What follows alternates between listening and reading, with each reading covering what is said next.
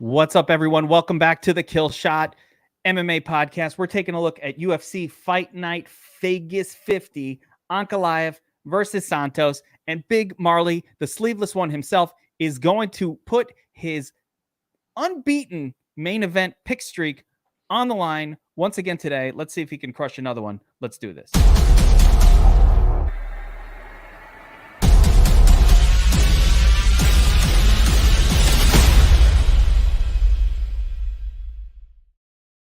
All right, we are back. My name is Kevin Allen, a.k.a. the Geek from DFS Army, and I've got the sleeveless one himself, known far and wide as the MMA GOAT, currently in a lawsuit against Hulk Hogan for stealing his theme of 17-inch guns. That started with Marley.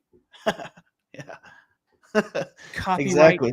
infringement going on. And we're going to break down MMA Fight Night or UFC Fight Night Vegas, Ankalaev versus Santos. I'm a big Santos fan, by the way. Ankalaev versus Santos. And of course, we are brought to you today by the Sharp app, your source for all the sports betting information, advice, and tools you could ever need. Go and download the free Sharp app on the App Store, the Android store, wherever you get applications for your phone. It's free. The app is free. The advice is priceless. And Big Marley, we're coming up. Last week's card was really a lot of fun. The predictions went really well. A lot of DFS Army members took down tournaments last week. A lot of first place finishers. I think we had 3. Everybody in the mini max. Yeah, we've had a good, at least I'd say 3 or 4 weeks in a row where we've had multiple people take down the mini max. So we're on a roll. Hopefully we'll keep it going this week. I do think it's a lot tougher this week, just in general. There's no, all in plays on this card. There's no underdogs I want to go super heavy on. But I like that there's 14 fights, so the ownership should be spread out. And it's like there's not a lot of big names on this card. I think that the ownership will still sort of be around a couple guys. So I think there's ways to get contrarian that still makes sense. I'm looking forward to it. Yeah, I think you hit the nail on the head. I have not identified even one fight on this card, maybe 1 or 2 that I want to go heavy on, but I have not identified like a real true 5-star load up on the Marab is in it, go all in. Kind of RDA is in it, go all in. Like we had that last week. I was able to hit lock button in a few different spots, which really helped out my results. I haven't identified any of that on this card so far. So I'm hoping you're going to clarify some of those situations for me. We've got a big card. It's a lot of fights. It's unusual we see 14 fights actually make it. Maybe UFC guys, chill. Fucking chill. You're going too crazy. Too many fights, bro. Too many fights. I think Big Marley, I think what they were doing is they're so used to the COVID cancellations that they're still booking 15, 16 fights, figuring hopefully we'll get 11. Your boy had a lot of tape studying, way more than I was wanting to do this week. Yeah, the research for 14 fights isn't the greatest, but if they all go down, that's when I like it. But you never know. We might lose 1 or 2 before these things actually start. Yeah, and these are some pretty mediocre names. I am not excited about a lot of these guys as future prospects in the UFC who are on this card. So, and that always makes it a little extra challenge. You have guys who've never had a fight against anybody with any level of, I call unproven. And it starts with the most unproven of them all. The first fight on the card where you've got Tufan Ninchuqui taking on Azamat Murzakanov. Okay. Literally 2 guys who have no notable wins on their record. Nothing. Very difficult to judge this one. Azamat is a -185 favorite in this fight, Big Marley, and Tufan Ninchuqui is coming back at +170 odds. This fight actually has a reasonably good inside the distance prop of -175, so almost 2-to-1 odds that it would end inside the distance. So Big Marley, how do you see this first fight of the night going down? And is this one of those situations where I got to get a piece of the first fight or I'm going to be toast? No, I think it is a decent fight to target, and I'm cool with both sides of it, but I also can see a low-scoring win really on either side. Murzakanov, I wasn't too impressed with him. And if his name didn't end in V, I just really wouldn't be impressed with him, to be honest with you. But he does have, one punch knockout power. That was the most impressive thing about him. He's been fighting, I saw, since 2010, and then he had a 2.5-year suspension recently. So I didn't even look up like the first half of his career at all. And so maybe I was missing some takedowns that I didn't really see in his later fights, but he was just starching people, putting them away. And it didn't look like the greatest level of competition. So I'm not too sold on Murzakanov, especially seeing him at that line. So for me, this is more so dog or pass. I think DraftKings Murzakanov makes sense because he is like plus 120 or minus 120, something like that inside the distance. And I think he has the higher ceiling just with the first round knockout potential. But if he doesn't get a knockout here, I just don't see him scoring too great. Maybe he can get a takedown, have some success in top control.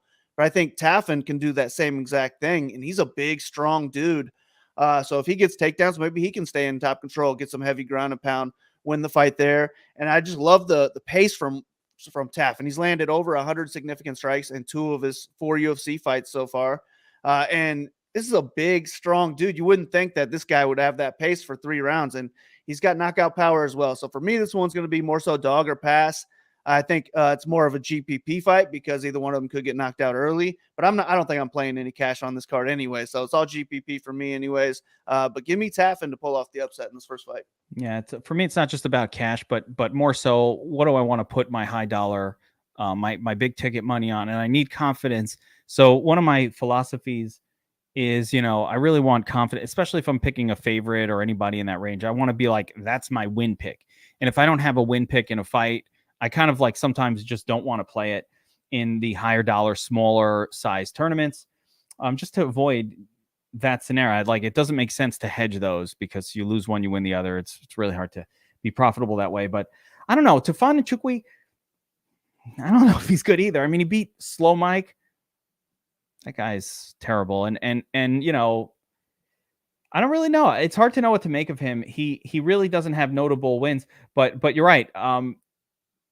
Azamat, every fight that he was in, was pretty close to a trash can. But more importantly, they're just ending really quickly. This guy has a lot of power, I think. And, first round finish. But, that does happen in the regionals with some of these guys I've seen. And then they get to the big show and, it doesn't quite happen. So I agree with you. I think this is one of those spots where my biggest concern is just like, we all think it's going to be a finish, but if it doesn't happen, I don't know how much grappling will take place. These are 2 large dudes. I think this is one of those spots where you can probably take the underdog in Ninchuqui as your better DraftKings play. Not something I'd want to bet. I wouldn't bet that. There's no bet on this fight that I'm interested in. Nothing. I don't want to do inside the distance. I don't like those numbers. Yeah, I think there's a little bit of value on Tufan, but I haven't pulled the trigger myself.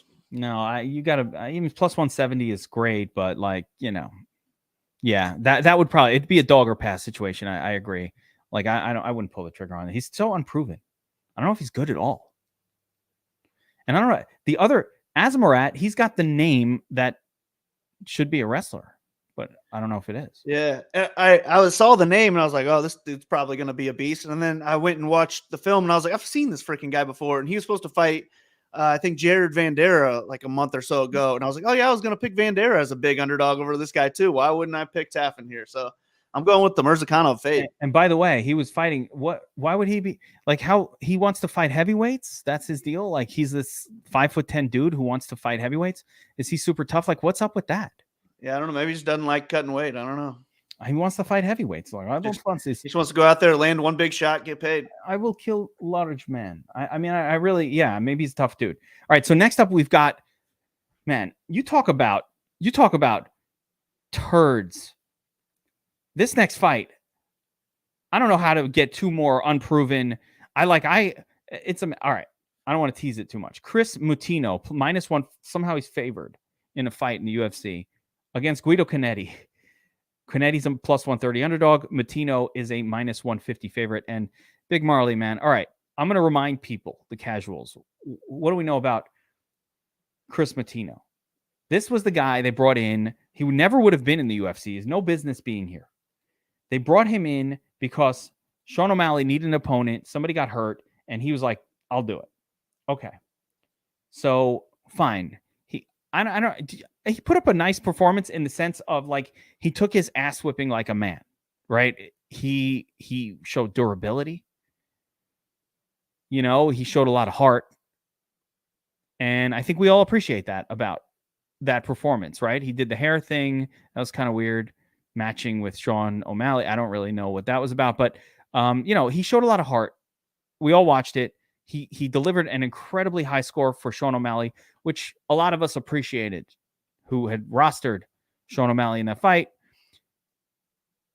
But when you look at his record, he did nothing to make it to the UFC. He does not have a single notable win ever. Then you got Guido Connetti, man. Tough Latin America, taking losses to Herbert Bondanai, Humberto Bondanai. Like, this guy, I don't know how he still. Who did he bang? How is Guido Connetti still in the UFC, Marley? What? He has a contract, but wait, I just saw something on Twitter, so I want to repeat it. It wasn't Brad. Was it Brad Riddell? Like, not Brad Riddell. I don't know. It was another tough competitor guy from one of the Ultimate Fighter guys who was pretty good, who only lost to like Marab and one other guy, but had a bunch of good wins. He was a wrestler. I can't remember his name, but they're like, that guy's out of the UFC. But Guido Connetti, who has just been losing and losing and losing, and the Henry Briones is losing to everyone. How's he in the UFC, Big Marley? That's a good question. I mean, 2-5 in the UFC, lost his last 3. I think that's a good reason to get rid of him. But he's 42. 42 years old. He can't be fighting too much longer anyways. He's never been very good. But this is like a decent loser go home type of fight. I mean, neither one of these guys are very good. And I don't want to put my money on either one of these guys. And I'm hoping we go to a decision here. It's a slower paced fight, maybe a back and forth where neither guy scores even 10x here. I do not. Somebody's getting finished in this one, man. When has Guido Connetti gone to decision? This guy doesn't have a tank for 3 rounds. He's coming off a split decision against Mana Martinez, who I think is much more dangerous than Chris Mutino. But yeah, I mean, I think Guido might have the edge in the first round here, maybe the first half of the fight. Especially if he can get takedowns, I think he can do work in top control. He's got explosive striking. I don't see him knocking out Mutino, but I think he can just kind of make it a grindy type fight for, 7.5 minutes. But then he just doesn't have a 3-round gas tank. That's an edge I would give Mutino. Speed, age, of course. And I think Mutino is the better technical striker here, would probably be landing higher volume. I just think it's going to be, half the fight Guido, half the fight Montano, and I would just rather take the underdog, especially with the betting line anyways. I would rather take the underdog there, but I'm not trying to bet on a 42-year-old guy who's never been good either. It's more of just a Mutino fade. So I think I'm just going to X these guys out of my player pool, hope that this one goes 3 rounds, and I probably won't have to worry. But if I had to put one of them in a lineup, it's probably got to be Guido just because he's the underdog. Is there anything you've seen in Chris Mutino's tape history that says he'll be good at stopping takedowns or getting takedowns or wrestling in general? Is there anything that you can glean from like his tape, from any of it? No, he didn't even have to face any big time wrestlers, really. I mean, he's not really great anywhere. He's tough, I guess. That's why he got the call and he said yes. For O'Malley, other than that, we probably wouldn't have him in the UFC right now. I mean, Guido, if nothing else, he's been in the UFC long enough to, we have an idea of what he's going to do. So he is going for a couple takedowns. He will go for takedowns in this fight. I like Guido's fighting style for like the first 5 minutes usually. Usually looks good, and then he fades away. Or I think he's maybe live for an early sub, and that would possibly put him on the optimal lineup there. It's just that if he doesn't get the sub, I don't think he can wrestle consistently for 3 rounds. He's probably not going to put much of a score. So all of his points are going to come from, the first round. And then if Mutino loses that first round and he's only got 2 rounds to work with on his striking, he needs a knockout as well to score high. So if we don't get the finish, I don't think we get a score. Yeah, I like the fade. I like the fade considerations there. And really, it's unbettable. It's not something I don't want to mess with that. There's just so little information about Mutino, and Guido's so old. It's really tough. All right. Next up, we've got Cody Brundage taking on Dalcha Lungiambula. Okay. Dalcha is a -130 favorite in this fight with a comeback on Cody Brundage at +110. And Big Marley, what type of fighters are these guys? I know Dalcha is kind of like a striker, I guess, but what about Brundage? Brundage is mainly a grappler. He's a decent wrestler. Has some submissions in his game. He's all right in top control. But he's not that good of a grappler. And he definitely got out grappled big time in his last fight by Maximov. I don't know that he can get Maximov is pretty down. elite, though. Maximov is really good. I like that. Yeah, he's really good. Yeah. Dalch is hard to get down. I don't know that it's going to be easy for Brundage to get him down. I think if he can get takedowns, he can have success in top control, maybe work his way to a finish. But I don't think he's going to be a guy who can go out there and get 5+ takedowns and get us the DraftKings score that will put up 100 points in the decision. I think we're really relying on a submission for him to score well. He's plus 330 inside the distance.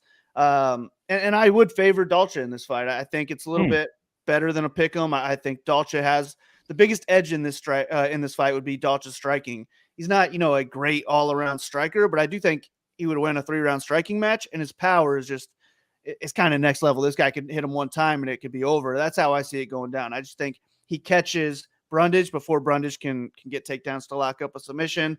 And I'm okay with Dalcha on DraftKings. It's just that we're going to need that knockout. If he doesn't get a knockout, he's probably not getting many takedowns himself, and he's also not going to be striking at a high volume. So another maybe pass fight, but I do want some Dalcha exposure here. He's right in the mid-range, so we don't have to have 100+ points from him. We get a second round, maybe a third round knockout, and he could still possibly get there. But he's got that one-touch power, so I want a little bit of exposure. I don't think it'll be too owned either. Yeah, no, again, the fight doesn't really stand out for exactly the reason that you said. There's not too much that these two guys, especially Dalcha, but these two guys are going to do that necessarily leads me to believe, they're going to score really well. I tend to lean towards the underdog just because we need some underdogs on this card. It's lined close, and we need some underdogs on this card. So I don't really know how to judge if Brundage's wrestling is better than Dalcha's wrestling. But I agree with you. I think Dalcha's striking is the one area where you can clearly be like, yeah, he should be the better striker in this fight. So striking doesn't pay the bills on DraftKings without a knockout. I'd rather have a guy who has some potential to try to grapple relentlessly. And I think we may be really the reason, the thing that interests me about Brundage is just coming off that loss. What happens? Everybody's judging him based off of the fight against Maximov, but Maximov is clearly a much better wrestler. He's borderline a really, really good wrestler. I think Maximov might be actually good. Does some stuff in the UFC good. Yeah, I mean, he wasn't having too much success against William Knight with his takedowns either. I think he might have had one, but Knight maybe reversed him or got up really quickly, and then he knocked him out with elbows while Cody was trying to get a takedown, which I never like to see. Just let a big dude hammer you in the head with their elbows. Yeah, I hate guys try to who block it or move your head or anything. I just don't think he's really UFC material. Yeah, probably right. Dalcha's probably not either, though. Yeah, I'm not sure Dalcha is either, but Cody might be less UFC materialish. And that's kind of a theme on this card. There's a lot of guys who might not be UFC material on this one. All right, so next up we've got Miranda Maverick taking on Sabine Mazzo. Maverick is coming in as a -320 favorite with the comeback on Sabine Mazzo. I said Sabrina. It's Sabine Mazzo at +260.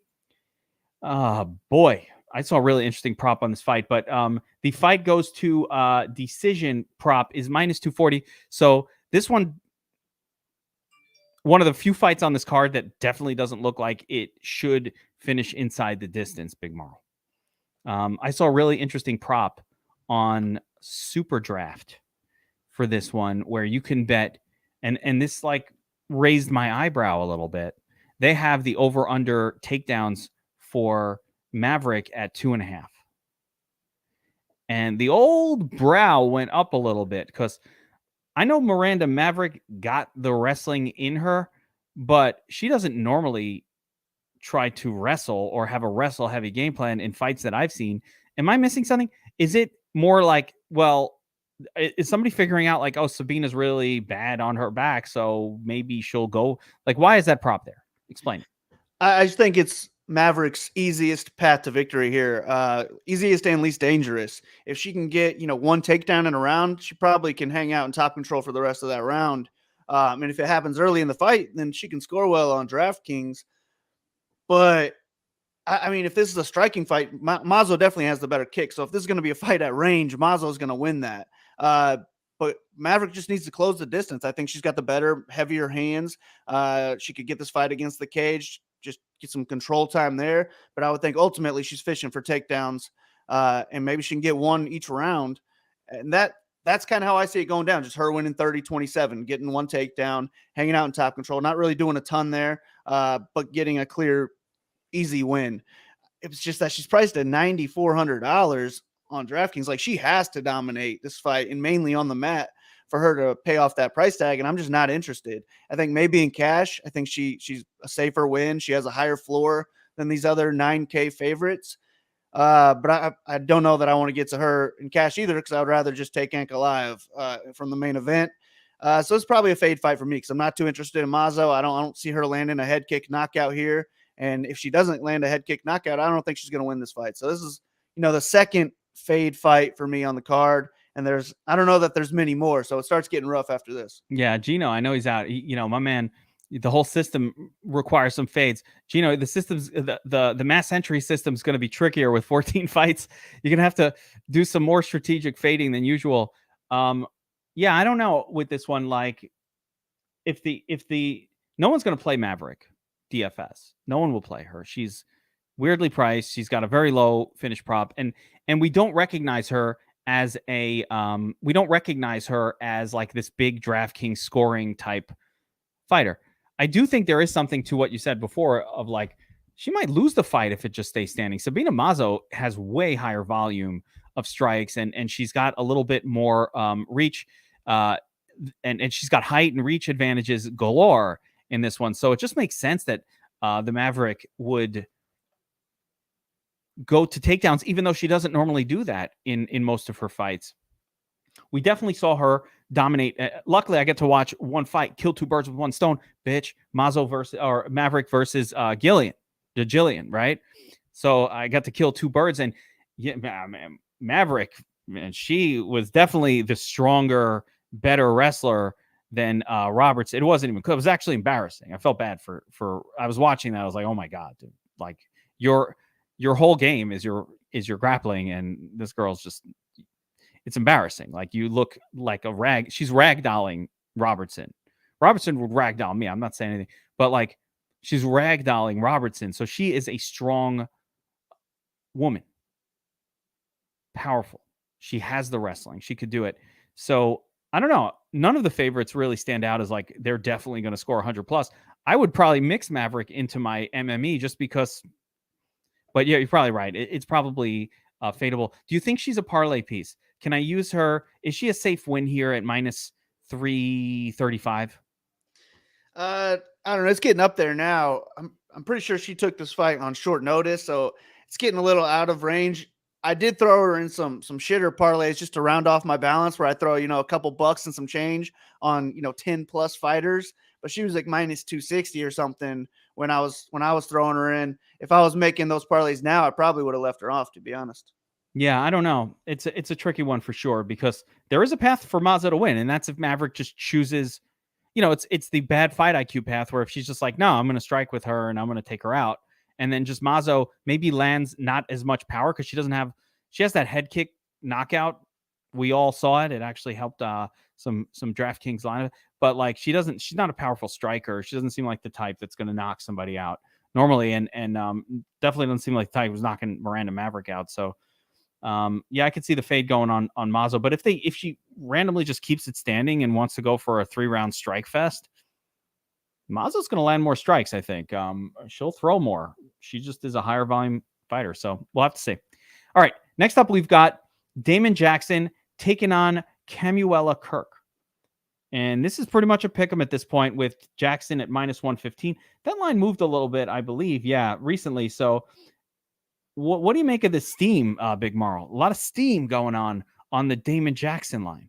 And Damon Jackson is priced as a slight underdog, even though he's now mildly favored on DraftKings. I mean, yeah, I don't know. I just think it is kind of a coin flip fight. So maybe if they lined Kirk at plus 150, that would have got steamed as well. But it's kind of like it's not really striker versus grappler because they're both decent grapplers, but I do favor Jackson on the ground, and then I favor Kirk on the feet. This is a tough fight though for DraftKings because fight goes to decision is minus 135. So Vegas thinks that we're going to see a decision here, but Jackson, he's been finished in all 4 of his losses, and then he has finishes in 17 of his 19 wins. So I could see him getting finished or getting a finish, and that will do well. We probably won't get too much ownership on either side. We do have some DraftKings value on Jackson as well, so that might make him more popular. Landed 6 takedowns in his last fight.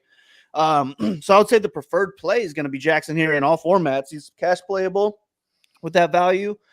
But I don't know, man. I just don't think he's that great of a wrestler. And Kirk's a pretty good grappler himself. And I think Kirk has some power on the feet. He could put out Jackson. And with that value on Jackson, I think that'll take away from Kirk's ownership, making him low owned. So I don't mind him as a contrarian GPP play. I would really rather just have plus money on either guy. But since it's an even line, I'll stick with Kirk. And I think he can knock out Jackson on the feet. But really zero confidence in that at all. And I would just want to mix in a little bit of both sides. I think for me, if I was just making a cash game lineup, it would be Jackson. If I was making one GPP lineup and I had to use this fight, I would rather just take the lower owned Kirk. Yeah, I mean, Jackson actually scored really well in his last fight on DraftKings because he does go for lots of takedowns, or at least he did in that fight. You know, it was against Rosa, but I mean, 6 takedowns. But Rosa's takedown defense is really bad. So I don't know how much that translates. I think it's a challenging one on it from a draft. At 7,800, you got to play some of the leech. You got to play some. It's too cheap. And anytime you got a guy who will willingly attempt 6 or 8 or 10 takedowns in a fight, you got to respect that. Like, I like that. DraftKings, keep going for it, man. Keep going for it. Same thing we saw with Bryce Mitchell last week. Like, do not sleep on these guys who are very, very willing grapplers. If they can execute their game plan, they're going to score really well on DraftKings if they win, or FanDuel, on the DFS sites when they win. That leads to good scores. So it's something to keep in mind. Yeah, and I agree with you as well. It's kind of like Kirk is I think Kirk is really well-rounded from what I saw. He's actually seems to be, if it wasn't that Damon is more of a wrestler, I would have been like, oh, Kirk, yeah, he'll wrestle. But Damon seems like, from the outside, it seems to me like Damon would try to get it to the ground and Kirk would try to keep it standing. But I could see Kirk taking Damon down, no? Yeah, he could. I've just never really been too impressed with Jackson striking, so I would imagine Kirk wants to keep it on the feet. He's pretty solid striker. Yeah, so that's kind of how this one's probably going to go down. If it's Kirk winning, he's going to be throwing strikes. And listen, my boy Damon Jackson got knocked out by Ilia Topuria, who is a grappler. Like, Ilia Topuria is known for his amazing submission grappling. No, am I getting that wrong? Like, yeah, he's a great grappler, but he's a good fighter. Good striker too. I know he's a good fighter, but like, we know Ilia Topuria as like a grappler. That's what he's good. No one's calling Ilia Topuria the best striker in the division. It's like, oh wow, this guy's a really great grappler. Oh, and his striking isn't bad. That guy knocked this. That guy got the finish on this kid. So we'll see. We'll see how this one goes down, but I like the call. Topuria next week too. He's gonna dominate another person. Who's he taking on next week? Jai Herbert. I already got him locked in some parlays. Lock him in. I like that. Yeah, and he will destroy. I like that. I like that bet a lot. I need to check those odds. Put him in my parlay. All right. Next up, we've got, so many fights on this card. Javat Bashrat taking on Trevin Jones, with Bashrat coming in as a minus 145 favorite and Trevin Jones coming back at plus 125. The fight goes to decision prop plus 135. Slight favors this fight ending inside the distance. Big Marley, tell me about these two fighters. Give me the breakdown. So yeah, Basharat has 11 wins. All of them are finishes. He's solid on the ground. He's decent on the feet as well. But I would say on the feet, it's going to be more so his movement and his kicks versus the power of Jones. Jones has some one-punch knockout power on the feet. And he's a grappler as well. If he can get top control, I just think that Basharat's the better wrestler here, the better all-around grappler. I just see him being the minute winner, whether it's on the feet or on the ground. I like Basharat there. My worry is that he just keeps his hands down a little bit too much, and a guy like Jones could put him out really in any round. So I think it's either a knockout from Jones or Basharat can win this fight by any method. I would rather target the Basharat side, but Jones is an underdog who has 100-point plus potential, and that's what I'm looking to target this week with my underdogs is the higher ceiling guy. So I want some Jones in there as well. I don't really care which one makes my single entry, but I feel like this is a fight that has a good chance of being in there. I would lean with Basharat, though, and I'm going to pick him to get a submission. I think that's where he can have most of his successes on the mat. Yeah, I don't know if Basharat's opponents have been really low end, but man, for a 135-pound guy to be finishing every single fight of his career, pretty much, that's pretty impressive, Big Marl. Yeah, it's only his last 2 fights are people with decent records, but they didn't really look that good on the film, to be honest. So I don't know how good those guys even are. So we could just see a weak level of competition here that someone's running through. But I thought he looked pretty good. You know, even if he's hitting, a punching bag, I think the skills are there. Yeah, and the flip side is Trevin Jones has not necessarily looked like he was going to be something in the UFC. So I agree with you. I like the Basharat side of this fight quite a bit. Again, it's really going by. It's hard to judge a guy who's knocking people out in the first round like all the time in all of his fights, and so you're kind of looking at that going, well, I'd like to see him face some adversity, but generally, I don't think we should penalize him for the fact that he's taking care of business either, and I don't see Trevin Jones taking care of business in his fights like that. So he's taking L's in the regional scene against guys who aren't that good and never make it to the UFC. So. Yeah, give me Basharat in this one. I like him maybe on the betting line even more than the DraftKings side. No, actually, I'm not going to say that. I like him on both. Because you know what? He's a first-round finisher, and I'm not taking that away from him. He earned it. Finishing everybody. Cans, but then he beat... Sure, he was doing it against Cans, but then he beat a couple of guys with good records the same way. He's done what was expected at every level. And again, I'm just not convinced that Trevin Jones is that different from some of like these guys that Basharat's knocking out in the first round. I think it's kind of the same. So we'll see. But I like Basharat. He's probably one. He interests me quite a bit on the DFS sites because I don't think he's going to be high owned, and he's got that finishing pedigree. All right. Next up, we've got Jillian Robertson taking on JJ Aldridge. Jillian, a wrestler, more of a grappler actually, coming in at -130, and the comeback on Aldridge is +110. And Big Marley, this is one of those fights where we got a grappler who cannot strike at all against what I would call Aldridge, a little bit more rounded striker. But Jillian Robertson has no striking. It's really, really bad. If she cannot get you down, she doesn't belong. She shouldn't be in there. She usually she will get finished. Like she can't take the beating. And Aldridge is kind of, well-rounded. I don't know how you see this one going down. Yeah, it's tough, but I think for DraftKings, it's going to be Robertson or bust. I think the only ceiling in this fight is a Robertson submission. If this fight goes the distance, I think we would just really need to see either one of them dominate for 3 rounds to have a chance at scoring high. Aldridge will be tough to take down. She'll be tough to submit.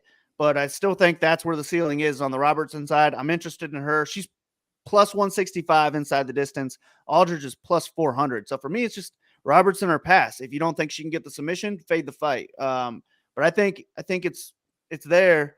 So I will get some Robertson exposure. She's cheap, and if she wins, she can score 100+ points here. So I'm cool on the Robertson side, but I'm also fine if I'm making 150 lineups on the DS and it gives me 10% Robertson, I probably wouldn't change anything. I would just let it roll. But at the same time, if she ends up in my single entry, I'm fine with that as well. So it's just Robertson or pass in all formats for me. Yeah, see, But I think I'm, it's going to be a tough fight. I'm not sure I see it the same, just because of how bad she is on the feet. Yeah, Aldridge will win a striking match. Not even win, though. I think she could finish her. She could. She's just not that type of striker, really. I know she's not, but I mean, it's Jillian, it's not Aldridge. I know Aldridge isn't that person. Jillian's striking is so bad, but I don't think Aldridge is going to be able to stop the takedown, the relentless attempts. That's the whole thing. But I do think, like Miranda Maverick, she finished her, right? Because Miranda. No, I think it was a 3-round decision. Did it go to 3? Yeah, I'm pretty sure she survived that. Oh yeah, you're right. All right, she did survive it. Okay, all right, so that's fair. I thought she got that finish. Yeah,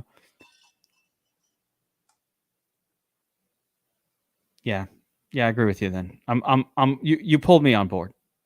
You fade Aldridge. There is that scenario. Like I said, if Aldridge legitimately was like, you cannot take me down. You shall not fucking go full Dumbledore. Not Dumbledore. Go full Gandalf. You shall not take me down. No. I mean, and I think if she can spend, 10 or more minutes on the feet, she's just going to clearly win a striking battle here. But I don't think she's going to be able to put up volume to even pay off her tag, because she will be spending time defending takedowns where she's not getting any points. And if she's on the ground, she's not going to be scoring there either. And it's going to be her trying to get up or trying not to get submitted. So on a card with 14 fights, we got to find spots to fade. And I'm just going to do the X out Aldridge on the DS, and I'll leave Robertson in there. And it's just, she's like what do I want to do with her type person? I don't know. But 160 plus 165 inside the distance, not a bad line.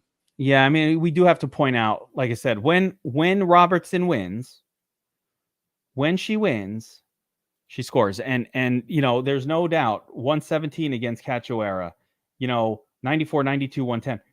All of her wins, 106. I mean, some of the better scoring wins. As a matter of fact, I would venture to say she's one of the more reliable UFC fighters of any caliber, class, or gender in a win. This girl scores well. When she's winning, she's absolutely dominating with the wrestling, the control time, all of the she can submit you. Yeah, I like Robertson. I wish she was a little cheaper than. And her game plan never changes. It's gonna be the same thing in every single fight. She don't want to get hit. That's what I'm saying. Like there are certain, she does not. You could see the uncomfortable when she's getting hit. She don't like it. She's like, I didn't do MMA to get punched in the face. I did it to show off my grappling. And it's like, but sometimes I get punched in the face. It's like, how some fighters, like actually Chris Motino, he seems to enjoy getting punched in the face. He likes that part of MMA. He loves it. He's like, yeah, hit me again, bro. He loves that shit. All right. Next up, we've got Matthew Semelsberger taking on AJ Fletcher. Semelsberger plus 210 favorite. Fletcher coming back at plus 175.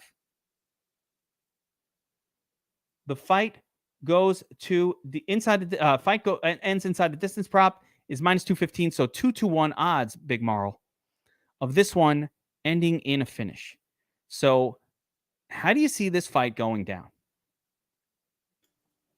Yeah, I like this one. I think it's a pretty good one. Maybe a decent underdog to target. At 6,900, Fletcher has 100-point upside in this fight. I mean, he's a big, powerful dude. He looks like one of those farm boys who just is built like a short, stocky built dude.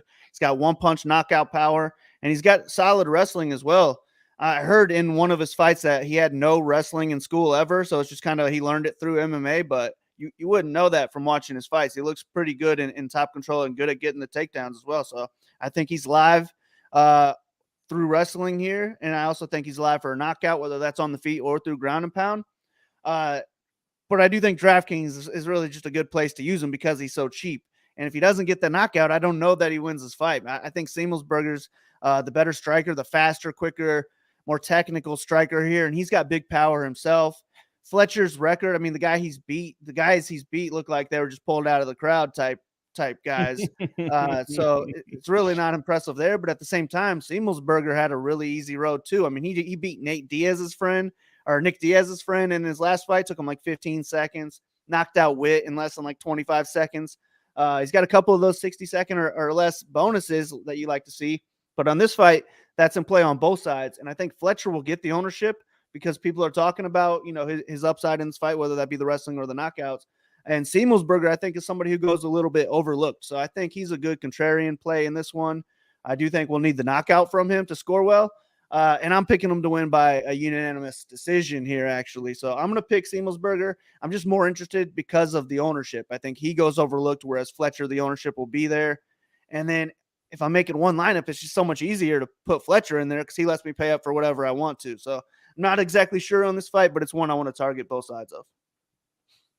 Yeah, I agree. I mean, I like the inside the distance prop. These two guys, probably action fighters.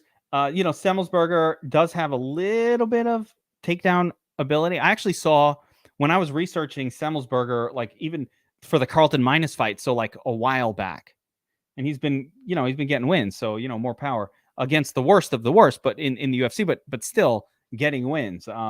Minus, he's a big the UFC minus from the roster very quickly after that fight, and Jason Witt is another one that's been pretty much knocked out, the last 5 fights in a row or some insane number. So like his wins are definitely against guys who aren't very good. So a little bit unproven there.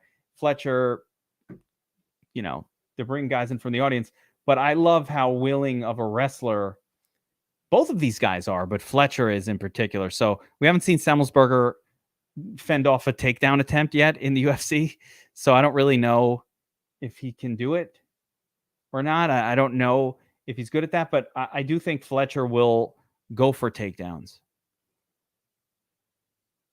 And he's got good volume. Yeah, I like it. I like both sides of this one. I think this is one, Gino, if you're out there, man, this is one to kind of probably load up on a little bit on both sides. I think the winner should score fairly well. The inside, everything is right about this fight. The inside of distance prop, the wrestling capacity of both guys, the power, the unknown. There's a lot pointing to play this fight in GPP. I'm going to pick Semelsberger as well just to get the win, but I like probably Fletcher. I like them both as tournament as MMA plays. Fuck is it called? DFS plays. What's going on, man? I had a rough day.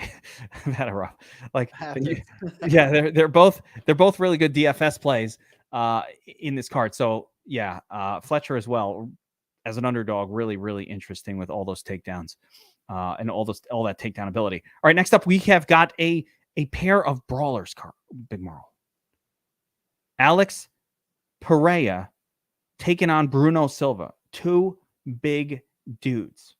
Pereira's a favorite at -190, with Silva coming back at +160. And here is the sexy number.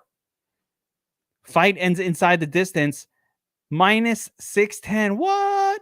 First of all, if I had to bet this, I would bet it goes the distance, just because I ain't never betting any, -610 on pretty much anything, but definitely not on something as difficult to predict as getting a finish. Now, the claim to fame for Pereira is that he knocked out Israel Adesanya in kickboxing. Does that translate to MMA, Big Marl?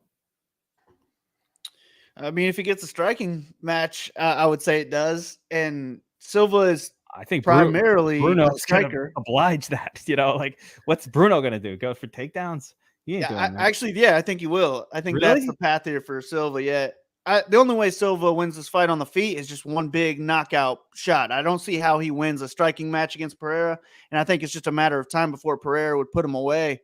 He's just too good, too fast, too technical on the feet for me to see Silva having success there. So I think the smart plan would be to go for takedowns. And I heard he's a black belt.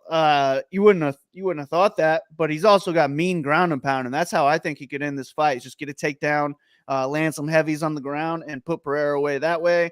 He could also land takedowns and just kind of control time, maybe somehow win the decision that way. It's just going to be a lot easier for him to score 10x more or more points here. Whereas Pereira, we're going to need the knockout because he's not going to be going for takedowns. And not generally in the game plan for Bruno to go for takedowns. Yeah, and I mean, he'll throw some combinations here, but he's not going to go out there and fight in a phone booth and put up a big significant strikes number here. So we're really hunting for that knockout here, but at minus 650, that's an 86% odds to finish. So I think that's a good amount to have in your fight. Have about 85% of this fight in total lineups. It's easier to fit in Silva as the underdog. I think if he wins, he's going to be on the optimal lineup, where I'm not positive that Pereira would be, but I'm going to pick Pereira to get the knockout here. I just think he's too good on the feet, and Bruno might give him a striking match, and I think that's the worry on the Bruno side. So give me Pereira to get a knockout here, and hopefully we see him in some more striking battles, because I don't want to see a Pereira versus a big time wrestler down the road. I just want to see exciting striking matches with him. Yeah, no point in that. I have to agree. So I like Pereira to win this fight. Bruno, I think we sometimes, when we're analyzing a fight, assume that like the fighter is going to do like what is what we can perceive as, oh yeah, you should wrestle this guy, he's a kickboxer, why the fuck would you strike with him? But Bruno Silva, he's thinking, I'm gonna whoop this guy's ass. I'm tougher than him. I'm better than him. I'm gonna whoop his ass. Like I don't know. It's hard to adjust your fighting style even for just one fight. And if a guy never grapples, I mean, I see this in fantasy football all the time, where we project thoughts onto people like, oh, the coach knows that this player is great and he's just going to, and then it's like, nope, Frank Gore is getting all the carries still, like, why are they giving it to Gore? I don't know. He's 48 years old. Like, why are they giving it to the young buck? It's kind of like that too, where we think, oh, we speculate that something will change but then it doesn't. And then he just stands and strikes. But yeah, I mean, I think Bruno, even if he goes for takedowns, maybe he'll gas himself out if he's trying to do something he doesn't normally do. All of a sudden, he'll get one. Pereira will pop back up. Bruno's gonna be huffing and puffing like, fuck, I forgot that I never go for takedowns, and this is tiring. And then he's gonna get his ass kicked in the second round. So yeah, I like D-Mac knows what's up, man. We shouldn't assume. Things happen when you assume. All right. Next up, I love this fight. I like this fight for just I want to watch it. Drew Dober taking on Terence McKinney. Dober minus 155 favorite. McKinney come back at plus 145. Fight goes to decision. Fight. Well, here we go. Fight. It's another one, Big Marl. Every fight has minus money props to end inside the distance. On the how do you lean on one? It's so tough on this card. Fight ends inside the distance, minus 215. Vegas are predicting a finish here. Is this thing is this UFC in Vegas, by the way? This is UFC in Vegas. Yeah, back at the Apex. We are in the Apex. We are in the smaller cage, correct? Yeah, correct. That's what's up. A lot of finishes in that little cage, Big Marl. A lot of finishes. We love Terence McKinney. How could you not love Terence? It's like he's like the best kid ever.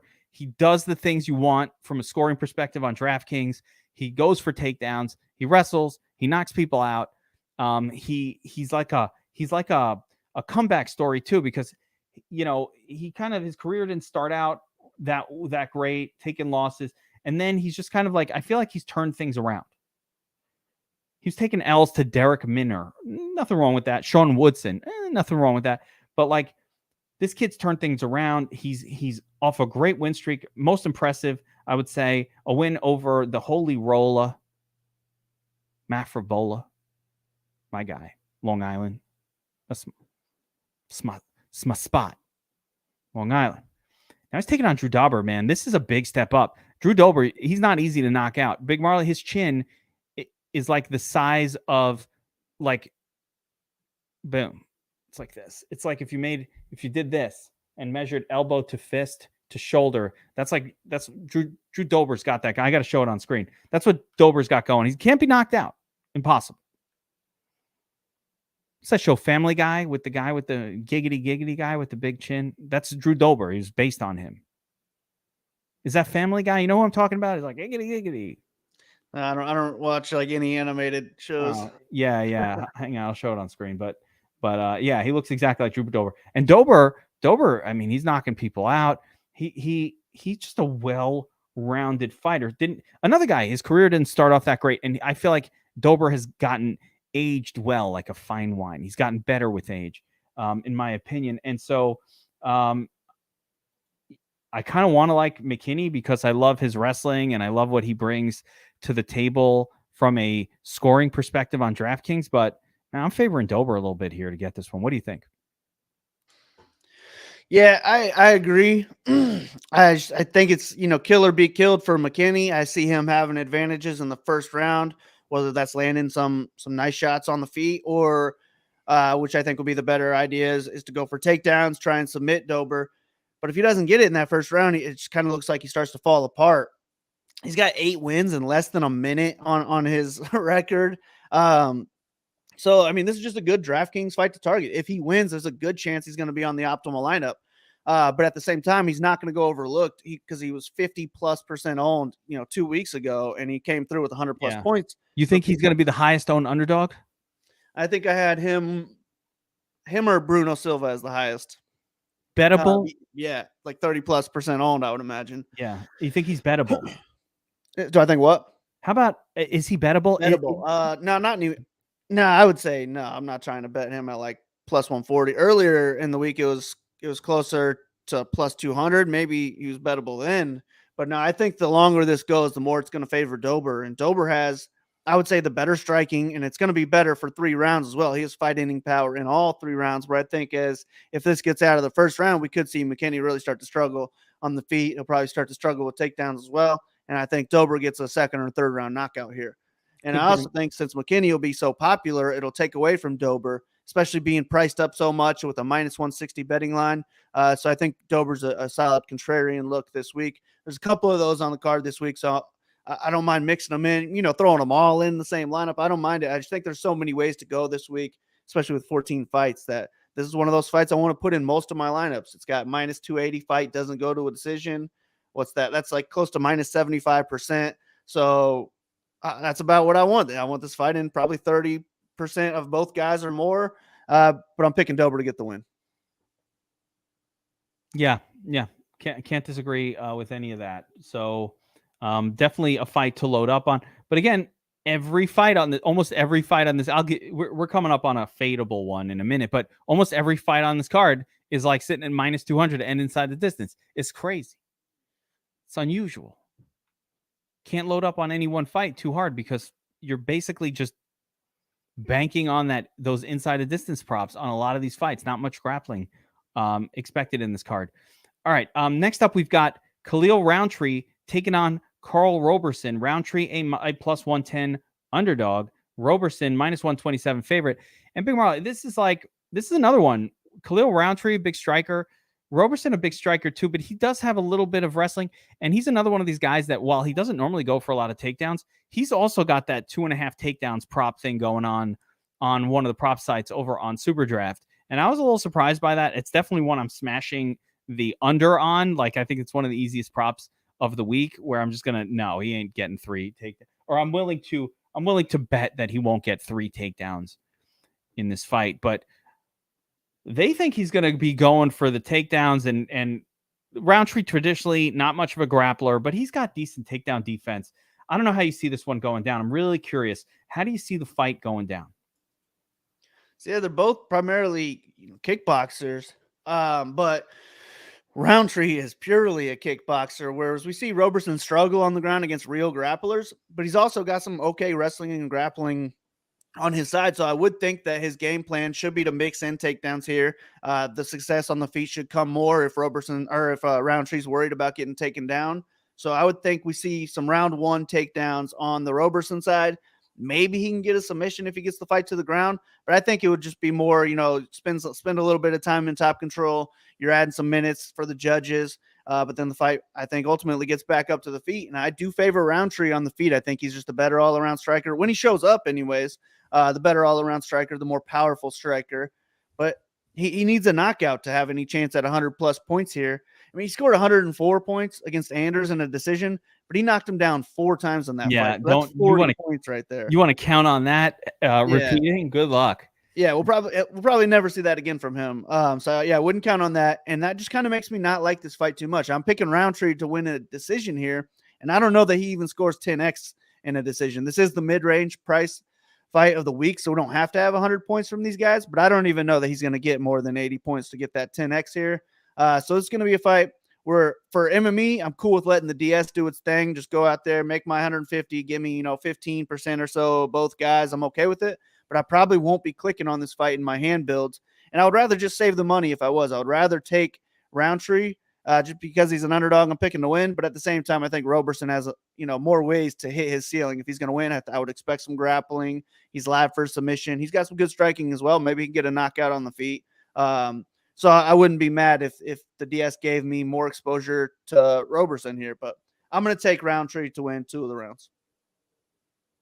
Yeah, the prop here, Robertson inside the distance plus 175, Roundtree inside the distance plus 195. Like, this is just a close fight.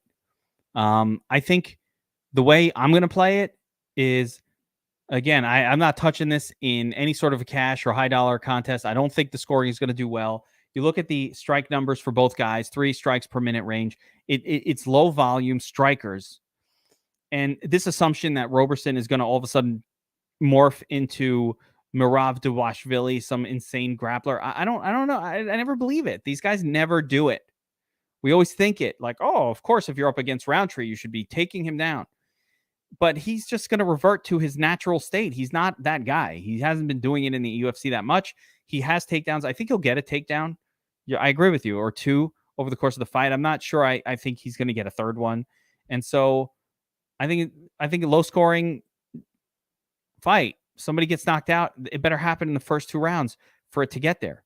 It could happen, but I want to play my percentages of these guys with those odds, which puts me on them maybe in the 20% range for each guy if I'm MMEing, maybe a little lower because every single fight on this card pretty much it has the same profile. So, yeah, give me Robertson in this one, but no confidence. Yeah. Oh, yeah. Yeah, there it is. Quagmire. You know what's up. Giggity, giggity. You don't watch Family Guy? Nah, I've seen, a couple episodes being at a friend's house or something like that, but no, never. No, aside from The Simpsons when I was a kid, I don't think I ever really got into cartoons. Oh, man. I watched all the cartoons as a kid. Kidding me? I get home from school. Yeah. Even as a kid, I was watching, rated R stuff all the time. Really? Oh, well, yeah. I'm watching DuckTales and Chipmunk, the Chipmunk Adventurers, and you're watching porn, basically. a lot of like Jean-Claude Van Damme, Steven Seagal stuff. I like fighting, my whole life. I love that stuff too. Well, we're from different eras. When I was growing up, there was no cable. You were on channel. You were turning the knob. Whatever the knob does. Yeah, like there was, it was like you got home from school and it was different strokes, reruns, but you'd be watching reruns of like first, that have a couple cartoon, maybe like Thundercats, and then you'd be watching like different strokes. What was the other one with Mrs. Garrett? There was like Tootie and Mindy, and there was a whole bunch of kids in a sleepaway school. Man, I can't remember. Someone in the comments gonna have to help out again. Yeah, dude, you guys know what that is, man. With Tootie and Mindy and Joe, the blonde, Mrs. Garrett. Tootie sounds familiar, but I never got into those old shows. Saved by the Bell was another one. All right. Anyway, now we're talking. There we go. All right, we'll bring it around. Those were shows that were actually in reruns, even when I was a kid watching them. There must have been. I'm assuming they were from like the 70s or the early 80s. They were in reruns even when I was watching that. All right. Where were we? Tootie. We're on the UFC Fight. Alex Caceres. Ooh, I got a bet on this one. Bruce Leroy Caceres taking on Saduk Yusuf. Yusuf is a minus 240 favorite with the comeback on Caceres at plus 220. Now, Big Marl, before I even talk about my bet on this one, Caceres, man, he's been around. I like this kid. He's just like a fun guy. The whole Bruce Leroy thing is super fun. Been in the UFC forever. This guy, I feel like he's been in there. He's not even that old. Like he got in as a youngster, had a lot of losses, been up and down. Very elusive fighter. Has a little bit of grappling now. Used to be like a kung fu guy. But he's got some grappling. Got a couple submissions recently. Taking on Saduk Yusuf. I think this is DraftKings poison. one of the worst fights to me from DraftKings. Caceres is very elusive as a fighter. Footwork is actually very good. He's really good at just staying away from his opponent and poking away. The volume numbers aren't great, and I want to get your opinion on it. But that my first thought is I don't want anything to do with this fight really on draft. Yeah, his defense is very good. Like here it is, Alex Caceres. Let me put this on screen.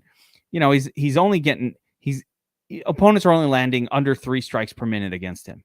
He doesn't land a ton of strikes either. It's just 4. He's got some submissions, but not much of a goes for takedowns guy. And Yusuf, I just think is better pretty much everywhere. I don't have an area where I look at Caceres and go, yeah, he's better than Yusuf here. I think Yusuf is faster. I think he's got more volume. We haven't seen him grapple. I don't think he'll do that here. He won't do it here, but you know, it's not like Caceres is going to do that. Caceres is a little sneaky with his back takes. He'll just push you up and like hop on your back.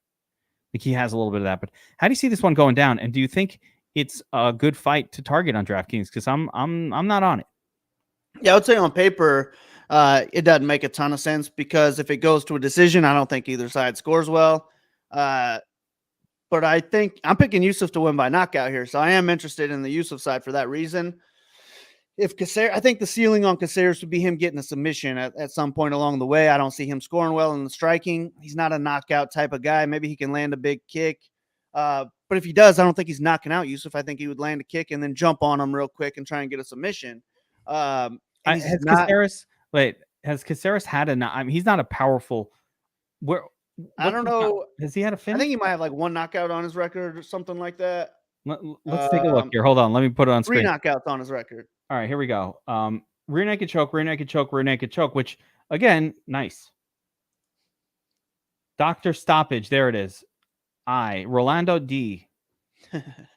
That's not really a knockout. I'm not calling that a knockout. Is that what you're calling that a knockout? Because yeah, I was just looking at a different site. It's TKO win. Yeah, that really was technical though. That I don't know that guy was, and that's like probably the only UFC one out there. Yeah, he is not a powerful striker at all. He's poking away. He's poking away. Sometimes his back takes when you watch the fight. Remember when Chase Hooper was a massive favorite over him? Was he? Hooper was like minus 270. Woof. I think I probably picked Hooper there too. Yeah, that was a rough one. But you know, he was like the expensive DraftKings guy. But like when he's taking your back, when Bruce Leroy's taking your back, it's not usually via takedown in the traditional. It's just like he kind of pushes you up and then he like just like creeps around you, you know, like he creeps around you and all of a sudden just hops on there and they're like, oh shit, get off me. You know, so he has like, he's crafty. He's a crafty vet. He's very crafty. Yeah. But aside from that submission, I just don't see much of a DraftKings ceiling for him. If he's going to win a striking match over the course of 3 rounds, it's going to be him using his movement, landing some kicks here and there, just not seeing much volume from Yusuf. Maybe him struggling on the feet on the other side, but that's not how I see it going down. I just think Yusuf will be the one marching him down, throwing and landing more volume, and he's got some serious striking. Caceres, I don't think has ever faced a power puncher or even a good enough striker like Yusuf in his whole career. And I think Yusuf can crack him and put him away in any round here. So I'm interested in Yusuf, but if he does not get the knockout, he's not going to pay off his price tag here. So I think that definitely makes a lot of sense. But I think Caceres will mostly be a fade for me because if he doesn't get the submission, I don't think he wins. But if he does somehow find a way to win without a submission, I don't think he's even going to get 10x his underdog price. So this guy got a first round submission. Yeah, I mean he in his last fight he got a second round submission. Still only scored 91. First round submission, still only scored 95. Like, and those were some of his best scores of his career. The 98 first round submission win, and so he's just not going to score well. You're not. Sadiq Yusuf is no joke. Like, I think he's good. I think he's legitimately good. And when I say legitimately good, I mean like really I think he could fight against like guys who you've heard of and hold his own, whatever that means. Who? Give me some top 10 names at this weight class. Shoot, I haven't looked at the rankings in forever, but this is like 145. So what's that? That's Volkanovski, Holloway. That's those guys. Yeah, actually, they're really fucking good. But no, not that zone. But you know, the next group behind I think Yusuf sticks around in the UFC for a long time, maybe the next freaking 10 years. I don't know. I think he's a solid striker, and you'd really need, I think, a string of good wrestlers to give him, multiple losses in a row. Even in the Allen fight, he was looking pretty good in that fight. He got rocked, which wasn't great, and then it just kind of went downhill after that. But Allen is a really good fighter. I think he would mop the floor with Caceres. So, and Caceres is not rocking you. That's not happening. He does not have. I mean, this guy's been in the UFC. Like I said, I feel like he's been. You know what? I want to check, but I feel like he's been in the UFC. Yeah, he's fighting UFC fights since 2010. 2010. He's been here for 12 years. We know what he does. We know what he does. And what he doesn't do is throw strikes that knock people out. He's not done it ever. So you take that off the table. His only path to the win is exactly what you said. Just some weird scramble that winds up with him on Yusuf's back. And I just don't think, I think Yusuf is good enough of you only have to be like a decent grappler to stop a back take and rear naked choke from someone like Caceres. You just have to have trained it a little bit. Like we're not talking about Damian Maia or some like elite grappler here either. We're talking about, okay, he knows how to do it. But, it's still Alex Caceres, not known as an elite grappler. I don't know. I think I have a bet on, so to clarify, I do have a bet on Saduk Yusuf. I think he is one of the fighters on this card. I normally don't like to bet minus 220 or like that's quite a favorite to bet unless I really don't see many paths to a loss. And I just don't see, I see the path to a loss for him extremely slow. I just think he's faster than, like, he's going to negate between his speed and the smaller ring. I think he's going to negate the primary advantage that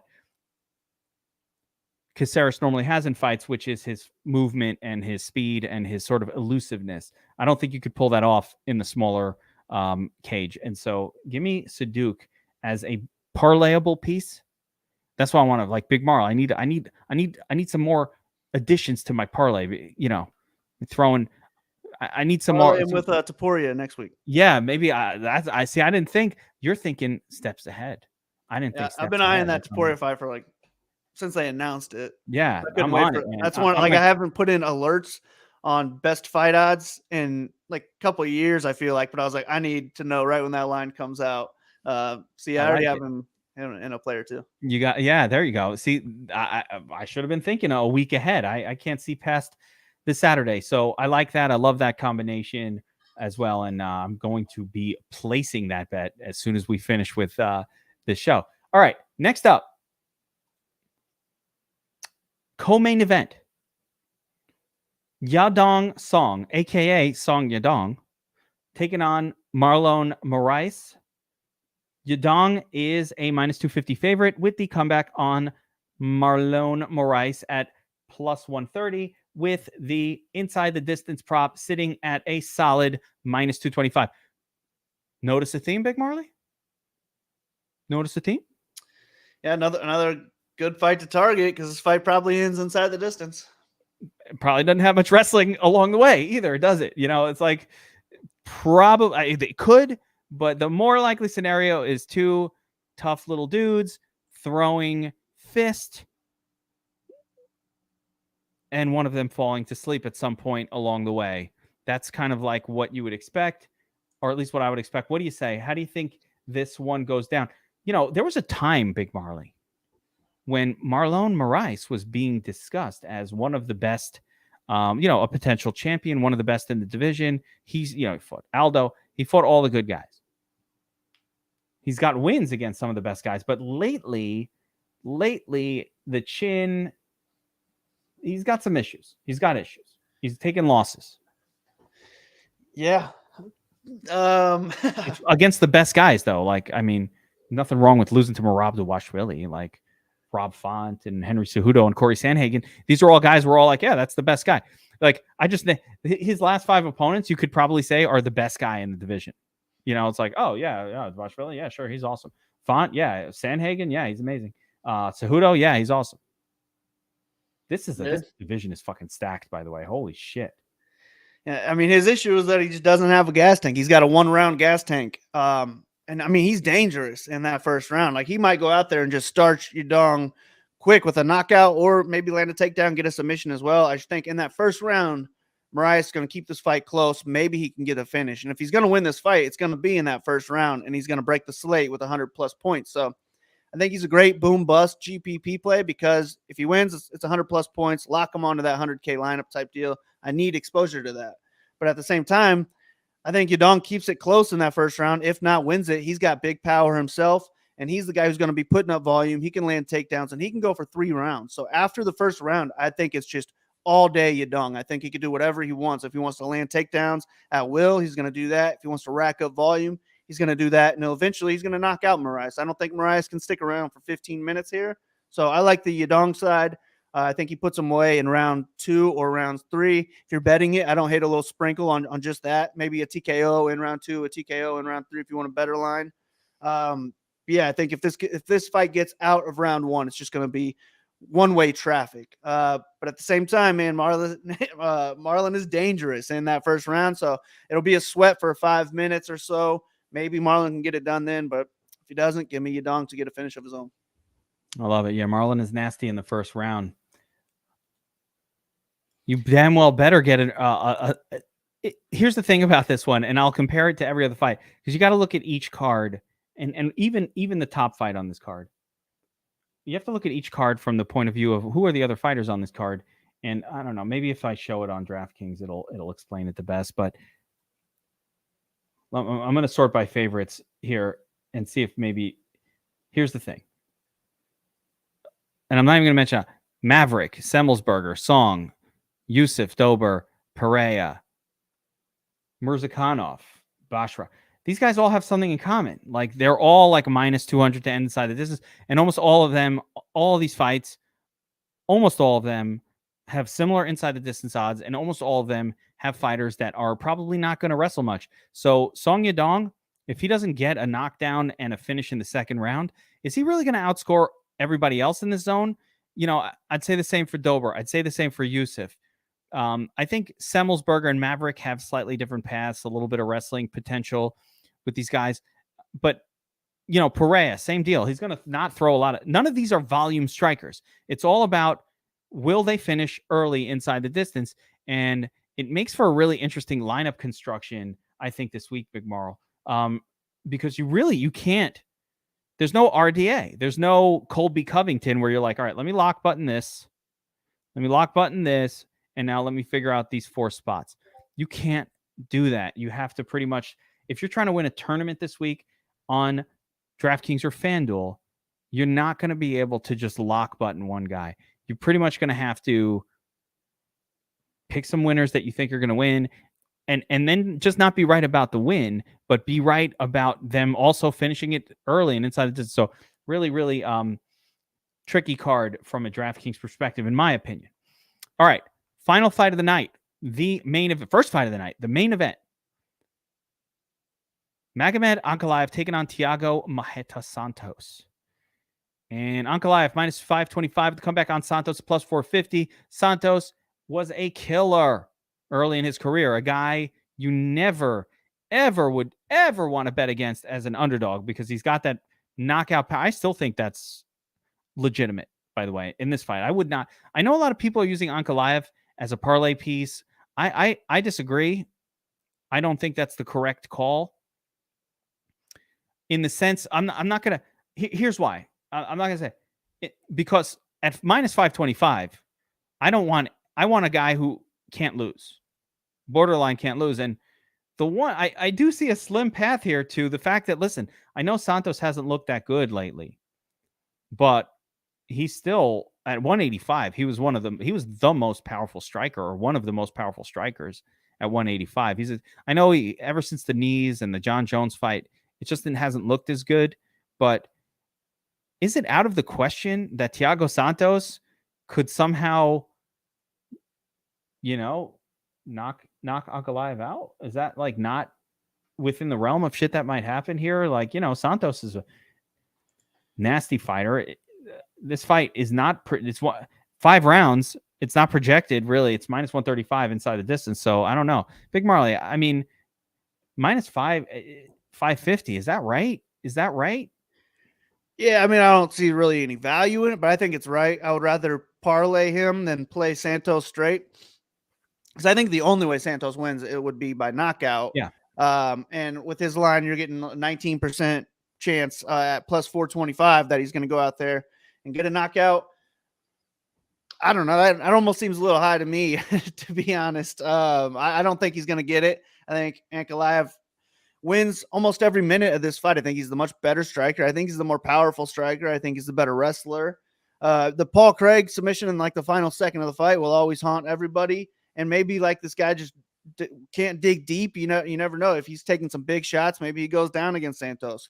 But if he doesn't get knocked out, he's going to win this fight. So I do like Ankalaev to get the win, but I don't love him on DraftKings because he's $9,600 on a card where I like a lot of these favorites. And if he doesn't get the knockout, I don't think he's getting 96 plus points here. So I had him as maybe the highest owned guy on the entire card.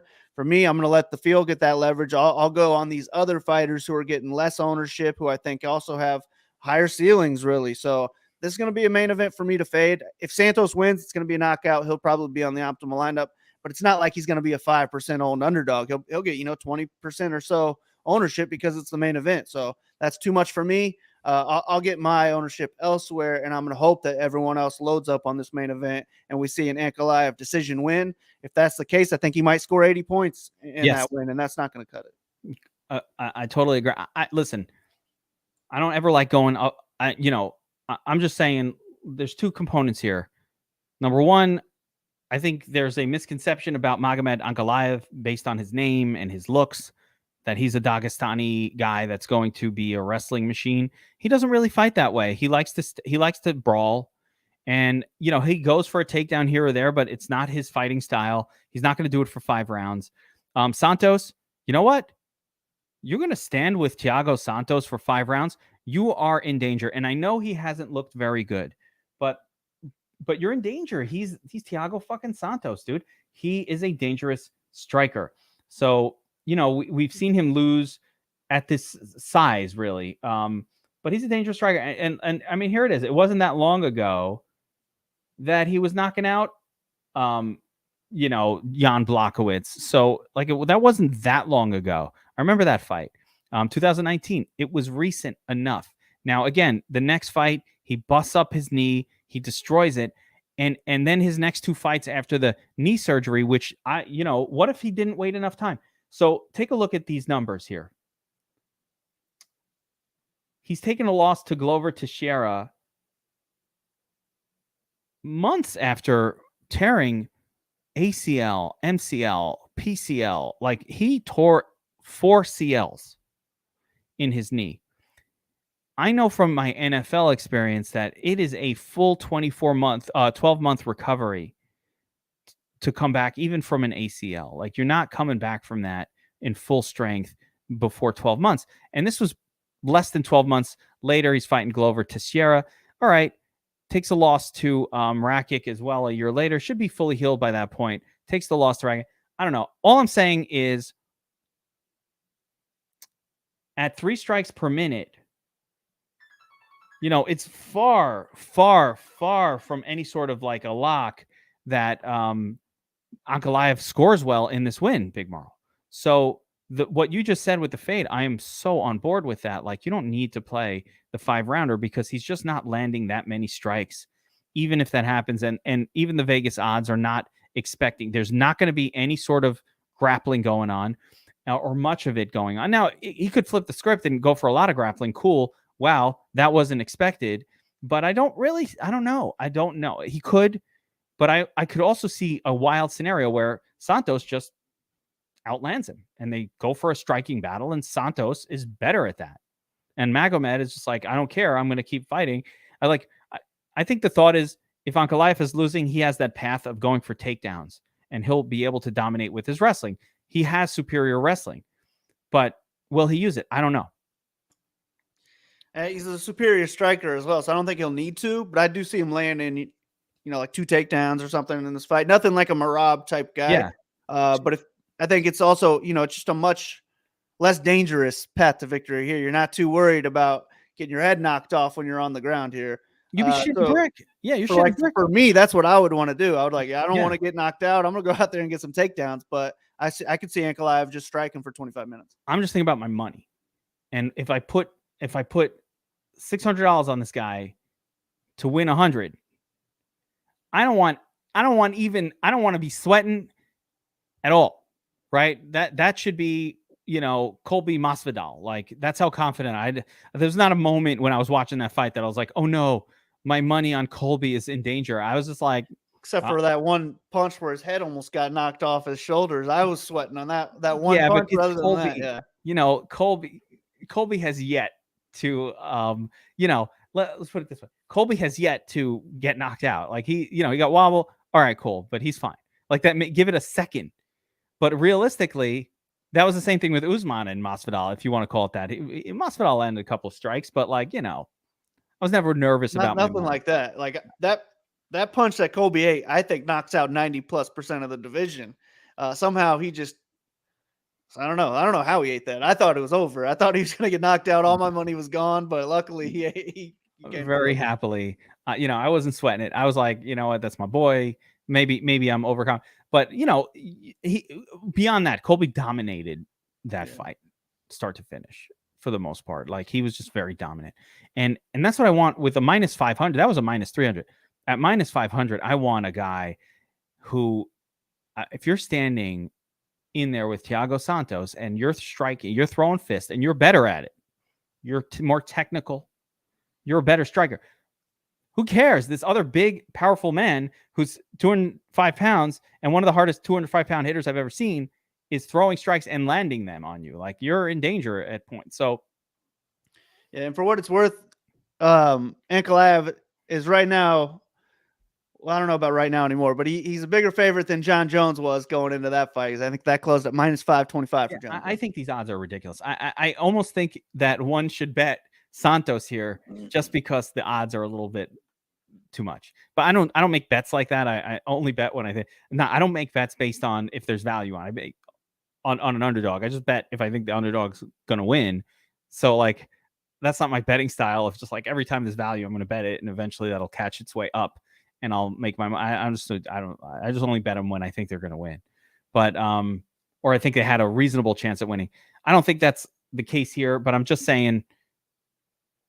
I don't think these odds are a little bit not right to me, because if you're going to stand with Thiago Santos, Santos has a chance that's greater than probably 10% of touching your chin in the right spot and getting a finish on you. And oh, by the way, I've seen Santos got a little bit of grappling in him too. And Ankalaev might be a fast tapper. We don't know. The one time we seen him put in a submission, he tapped really quick. So, sometimes guys who tap, they'll tap again. That's one of the things I look at. Like, how do we remember a couple of weeks ago, we got the by submission prop on one of these guys. I can't remember the name, but it was a fighter who had won by submission 7 times against another. Who was it? I know I had McKinney at +900 by submission. That could work, but no, it was like 2 weeks ago. I bet it, so I should look at my betting history. But I bet by sub, and I can't remember. All I know, he's one of these, an Eastern European sounding name. But the fighter had won by submission 7-8 times in his career, by rear naked, like a very specific. And he was going up Umar Nurmagomedov. No, it wasn't Umar either. No? It was more obscure than that, like a name I can't recall because it's really difficult to recall those kind of names. But the point was, his opponent had been submitted 6 or 7 times in his career, or 5 or 6 times. And I was like, all right, here we got a guy who wins by rear naked choke against a guy who's been choked out like 5 times. That's always, like, I always put those, all right, bet that. Ramiz Brahimaj. Yes. Ramiz, yes, that. And I don't remember who the opponent was, but all I know is, like, Ramiz had been winning by submission all the time, and it was a specific sub, and the other guy had been submitted by that submission multiple times. And I find that they keep doing that. If you're a guy who submits to the rear naked choke, you keep doing it. It's like, Santos only has 1 submission on his record, though. I wouldn't call him a great No, I'm not calling that. I'm not saying that's the situation here, but it's more so that Ankalaev, the one time somebody threw a sub on him, he was like, tap, I'm out. Paul Craig isn't bad, though. By the way, Paul Craig is underrated. He's a good fighter. I don't think he's a terrible fighter. you think he's terrible? I think I think he's underrated. I think he's a bad striker, but he's good. Great Yeah, grappler. I think he's a little underrated as an overall MMA fighter. Remember, there was I just think he's a little underrated. I don't know. That has. And I also feel like I maybe picked or bet Paul Craig against guy on this card, Roundtree, and he just was awful during that fight. So I was like, this guy's dead to me. Screw this guy. Dead to me, because we're same thought process. Like, oh, if he gets Roundtree down, he can't grapple. Yeah, of course. All right. Got a kill shot. Let's talk about the kill shot for this card. UFC Vegas 50. Ankalaev Santos. Who you got?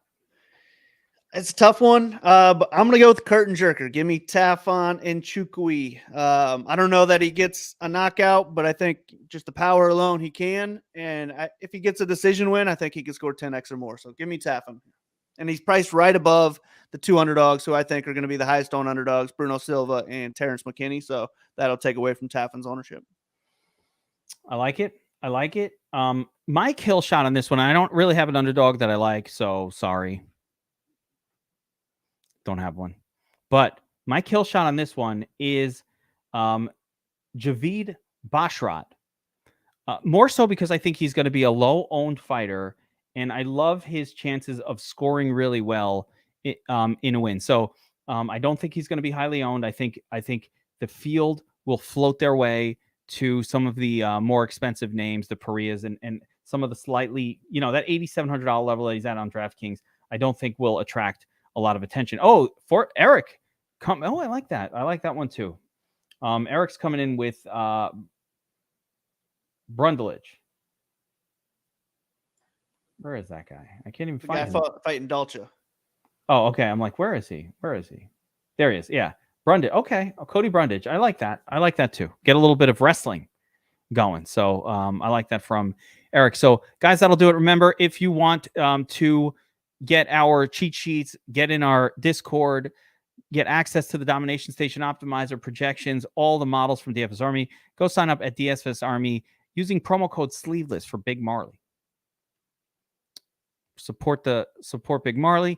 The other thing I want to mention, Big Marl, and you don't even know about this, Sharp App is putting together a big March Madness bracket challenge. You're going to want to get in on this. Sharp App, we have created a tool to help you build your March Madness brackets. That's for whatever I would need. Perfect. We got a specialty tool. But here's the cool thing about the tool. So it is a bracket builder tool. It's going to give you our own models for each games. No matter which two teams you pick, it's going to show you our handicap win odds for those games. So it takes you across every single game. It will advise you. So for example, like you could be looking at the number 5 versus number 12. And, you would expect that, number 5 team, the fifth seed might have like 70% win odds to 30, but sometimes it's 50-50. Sometimes the underdog we actually favor in a lot of those spots. So it's a really awesome tool. But here's the bonus, Big Marl. We have that tool. You have to have the Sharp App to access it. But we've turned the tool into a contest in itself. You can use it, and then you just enter. You can enter one bracket into the contest. We've got an awesome prize pool, including top shots and crypto coins. I'll be announcing all of it in the next few weeks, but you don't want to wait. Go download the Sharp App right now. It's a free app. Get signed up, register. You need to be registered, and you need to access this via the Sharp App to A, to use the tool, and B, to participate in this giveaway. So I'll have more details on that coming up next week. But I want to give my MMA people a little taste of what's coming. Little taste. Big tournament. Big prizes. Free to enter. I know you like the free to enter tournaments, Big Marl. Yeah, I'll get in there. I'm going to need the tool, so what I'll do, I'll just use the tool, let it spit out all the games for me. Then I'm going to put in Indiana teams to win it, like Indiana versus Purdue. And do your Indiana teams. You got to you customize it. Of course, you're going to choose your path, but I like it for the underdog. Like I don't know, random teams in random conferences, and I'd rather use handicapping models than just like pulling numbers out of my ass. I think it's better to do it that way. And then if you have some knowledge, some baseline for college basketball, you add that in there. Who you think is going to win, who you want to choose. We'll be doing all kinds of strategy videos and all that. It won't be me. I don't watch college basketball at all. Only for the tournament. I rely on Statsational and Ryan Fight On 2016, all these guys who are like obsessed with this stuff. Anyway, that's coming soon. And good luck tomorrow, guys, in this MMA contest. DraftKings went back down to $15, 100K to first. So, we'll be chasing that this weekend. Good luck, everyone. For Marley and myself, we'll see you next time. Deuces.